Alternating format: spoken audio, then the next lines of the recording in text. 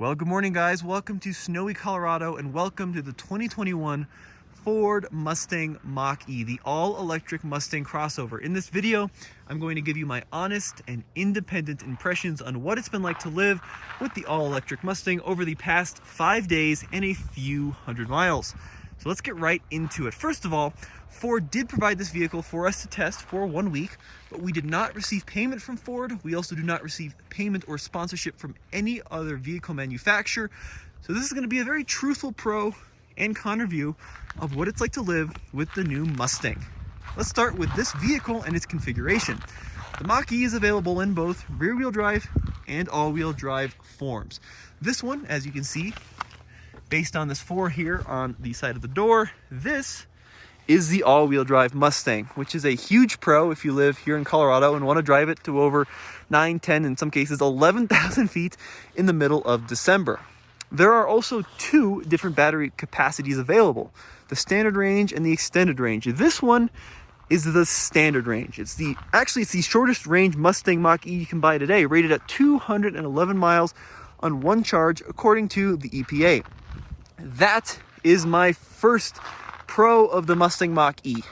The range is more than adequate. In the past week of driving this car around, not once have I felt range anxiety. I drove it up mountain passes, on the highway, in the city, on the freeway. It did excellent. Not once did I drop below 15 or 10% state of charge, and not once did I, worry about running out of electricity. It was super easy to live with. If you are a Mach-E reservation holder, if you're looking at buying a Mach-E, save your money. Do not spend the some $5,000 to get the extended range battery pack, because I think 200 plus miles is realistic in the real world for most people. Unless you're up here at -1 degree Fahrenheit like it is today, you'll probably be fine getting where you need to go in the Mach-E, at least on a daily commute, even on longer trips. However, regardless of the battery pack, from my experience with this Mach-E, I'm not sure you're going to want to road trip it. Let me explain. The charging situation has been quite the pickle over the last 5 days. I have DC fast charged this car 3 times, and it's given me numerous issues. The Mach-E is supposed to have a really cool piece of technology called plug and charge. Basically, you show up to your DC fast charger, you plug it in, it automatically bills your account, and off you go. Much like the Tesla supercharger network. Well, I have charged it twice on Electrify America, once on an EVgo station, and it has never successfully plugged and charged without me having to futz with it and put in a credit card or swiping a membership card. It's just, I don't know if it's an early build thing or what's going on, but this car, from my experience, has not been plug and charging as it should. So, first con. Next con when it comes to the charging network, getting the car to actually start charging. So I show up, I undo my little CCS port here, plug in the connector. The car typically does communicate with the charger first try, and then there's an issue because I process my payment, I hear the station start to whir, but nothing happens on the car. So I don't get an indicator saying starting to charge. I don't get an indicator saying attempting to charge. It sits there. And it sits there for a surprising amount of time. Anywhere between about 20 seconds and, in my case, several minutes before it actually starts to display that it's charging. This has been immensely frustrating because you just sit there unaware of what's going on. In one case, I went to an EVgo station, plugged it in at my local grocery store. I paid for it. It sat there. The station started whirring, and I just had to go in and start my shopping. Like, I had stuff to do. I wasn't sure if it was going to charge. I came back after my 20-minute shopping run. It had started eventually. I was probably in the car for like a minute or 2, so it took a considerable amount of time. But it did start charging, and I was able to fast charge it. But maybe that's a bug, maybe it needs to be worked out, but that's been disappointing. The other thing that's been very disappointing about the charging network has been the charging rate. So Ford says that this car should charge up to about 150 kilowatts, at least peak charging rate. I have unfortunately not seen anything near that. Now, my charging procedure has been pretty similar. I leave the car parked in my heated garage overnight, and I drive it around, you know, keep that battery nice and warm in theory, I pull up to a fast charger. All 3 times it has been fairly cold, 30 to 40 degrees Fahrenheit, but for a lot of places that's not all that cold at all. And the fastest charging rate I've been able to accept in the Mustang Mach-E was 46 kilowatts. That's 4.6. And that was at 35% state of charge, or thereabouts. I started at 30, it ramped up to 46, and then it started to decay from there. That's extremely disappointing. It should be faster than that, and that would make this a very difficult car to road trip, and probably something I would not recommend. Is that a problem? For me, no, because I probably wouldn't road trip an electric car. If you're gonna buy a Mach-E, there's a good chance you maybe have a gasoline car in the stables as well that you could take, but that's why I would recommend the small battery pack and recommend not road tripping it, because it's, from my experience, it is a little bit of a pain keeping this thing charged on a fast charging network. All right, enough with that. Let's talk about some of the pros. First of all, the key situation is pretty rad. So they do give you a standard key, lock and unlock. They also give you the phone as key. Both of those have worked as advertised. They both do some pretty cool stuff. Like if you walk away from the car, it will lock automatically, as you may have seen once or twice there. Walk up to the car, you can push in on the little door handle, and it will pop open. Last night it got into the negatives in Fahrenheit. Car was nice and frozen over, had no issues getting the door to pop, so that was a big pro. Next pro, wow, the seats. The seats are incredible. I think the best seats in the industry. Let me turn off the light so it stops beeping. They are soft, they are supportive. They are comfortable on long road trips. I took a 3-4 hour trip in this thing, absolutely no back pain, and I have a really crummy back, so just incredible seats. This is the premium, so they are covered in a leather-like material here. They also have power adjustments here, good lumbar support, top-notch seats. Next thing I like about the Mach-E, the interior.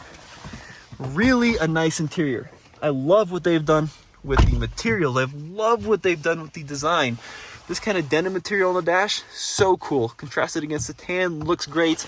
I like this double binnacle, which throws back to Mustangs of old days. The steering wheel is really nicely leather wrapped. It's got good support here on the little thumb grabs. Excellent interior, I think, at least in terms of design. Next thing I love, the little screen. This is brilliant. It doesn't do much, to be honest, but it doesn't need to. It displays your speed and your range and your battery percentage. You can't really control much. Like, you can't control a trip computer in here. You can't really like configure what's going on the radio here. It just works as a little infotainment screen to show you the vitals. Perfect. Good job, Ford, on the little screen. Now the big screen. Okay, let's talk about the big screen.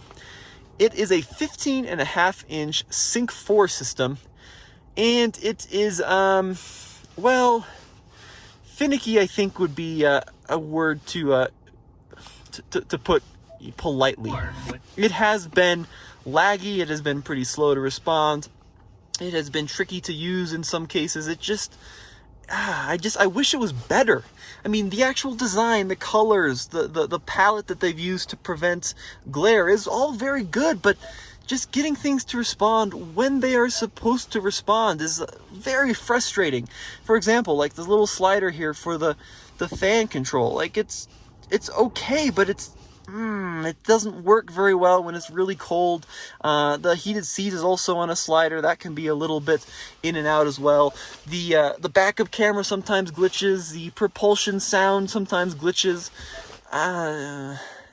Yes, this needs some work, and I'm hoping that they're going to push an over-the-air update which improves the speed and just the overall user experience, because as it sits, it just needs a little bit of help, if you know what I mean. So that is one of my biggest cons on the inside of the Mach-E. But there's a couple things I really do like. Unlike the Model Y that currently doesn't have a heated steering wheel, this one does have a heated steering wheel. That's great. It also has XM radio, which I love, which is not available in the Mach-E, or in the Model Y, excuse me. Glass roof looks killer. It's nice and tinted too, so it keeps the cabin pretty cold in terms of, direct sun. That's been good. Some other things that I'm a little bit on the fence on, the range indicator. So I know I was bragging about the range earlier, but being, 5 degrees outside, The range is displaying 78 miles at, what percent state of charge here? Come on, there it goes. At 80% state of charge. I think it's pessimistic. From my experience, I think this is a very pessimistic display, and I'm glad that Ford, isn't trying to deceive you, but it's almost a little bit too pessimistic. I find that I typically can beat that range pretty consistently, so I wish they would kind of boost that a little bit. And obviously, cold temperatures do affect it in a big way. But I'm still pushing for the small battery. Driving around every day, I've never felt that range has been an issue. So one of the cool things that the Mach-E incorporates, or it should be cool, are the drive modes. You've got Engage.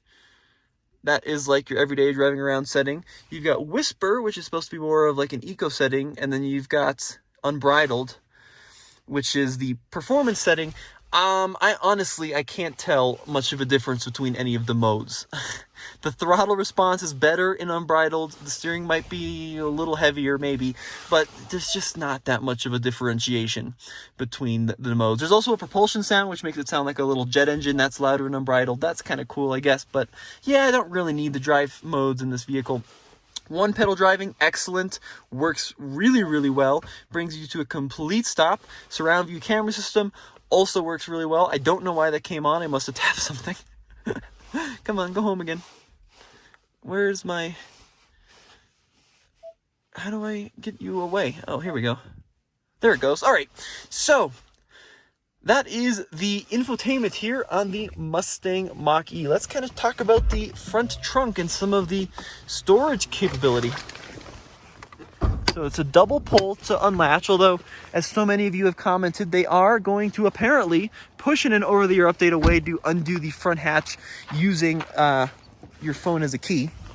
This one has this divider in it, which I've heard mixed things. Is it removable? Is it not? I think it should be, but there's a little drain plug down there, so you can use the whole front trunk as a cooler. That's kind of a neat thing, isn't it?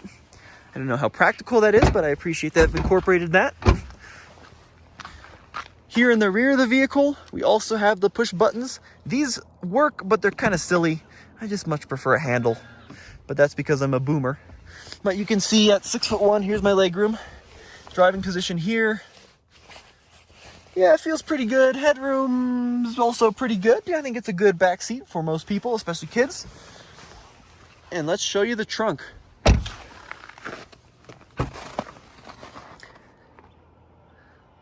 There we have it. I do like how the view blocker rises with the actual hatch. This was a good thing that Ford has done. It's almost identical to Tesla's, to be honest, with the little felt material. But this is the included charge case. The charger right now is at home, but they include both a 110 3-prong plug and this NEMA 1450 4-prong 240 volt plug. That's very well thought out too. There's a place to keep it down there. Keep it out of sight. And the last thing, the turn signals. So the outside styling is subjective. I'll let you fight that out in the comment section below. The turn signals are so cool. Everyone comments on the turn signals. They do this sequential pattern. A really cool thing. So the Mustang Mach-E. What do I think? Well, there's a lot to like. I mean, personally, I think it looks brilliant. It's a good-looking car. $50,000-ish is the MSRP on this. But you can get up to $7,500 tax credit if you apply. It's worth noting you have to... talk to your tax advisor to make sure you apply, but up to $7,500 back, which is a very good thing. So this could, in theory, be like low to mid 40s. Other things I like, seats are excellent. The driving experience is okay. It's okay. I mean, they say 0 to 60 in 5.2, but it weighs a ton. Let me show you something interesting here. The GVW, the gross vehicle weighting on this, is 5,500 pounds, I believe. Yeah, there it is. 5,500 pounds. Payload capacity is 883.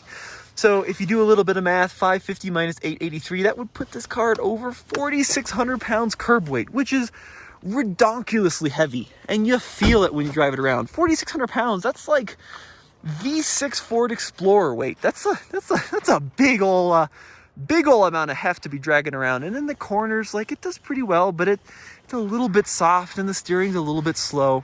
It's not as fun to drive as some of the Teslas, in my opinion, but it's not a bad car to drive either. On the highway, smooth and refined. It just doesn't inspire you to drive it quickly. Of course, there is a GT coming this year, which is going to be the top dog one. That does 0 to 16 like the mid 3s. Power's pretty good. It goes from 0 to 30 like stink. Above 30, it's a little bit lethargic. I kind of feel like they're holding back on you a little bit, but it's hard to say for sure. So yeah, the Mustang Mach-E. Would I get it over a Model Y? That's a good question. Now, they do say that these start, low 40s. The ones I have seen come into dealerships are typically like mid 50s, especially when you get the premium with the bigger battery. The Tesla Model Y starts at $49,900. Of course, you don't get the tax credit, but in theory, they could be priced pretty similarly. I love the exterior design of this. I love the interior. I think the build quality is pretty good. I think they did a pretty good job, but the tech just feels a little bit half-baked to me. Really disappointed with the third-party charging infrastructure and how it incorporates into the infotainment and the actual plug-in charge system, which didn't work. So for that reason, I'm leaning Tesla. I just love the supercharger network. Look, I don't love Elon Musk. I really don't like Tesla fanboys, but it's hard to beat the Tesla supercharger network. It is just the best in the world, and I will take the criticism, but that is my opinion. It beats Electrify America and EVgo and ChargePoint all combined, in my opinion. So I think for those reasons, I'd consider the Tesla thing. I also like the Tesla app more. The phone app on the Tesla is easier to use. It does more as well. And I like the buying process on the Tesla, how you can do it all online and you don't have to deal with going to a Ford dealer and, haggling with sales reps as it may be. But that's gonna, be more of an opinion thing.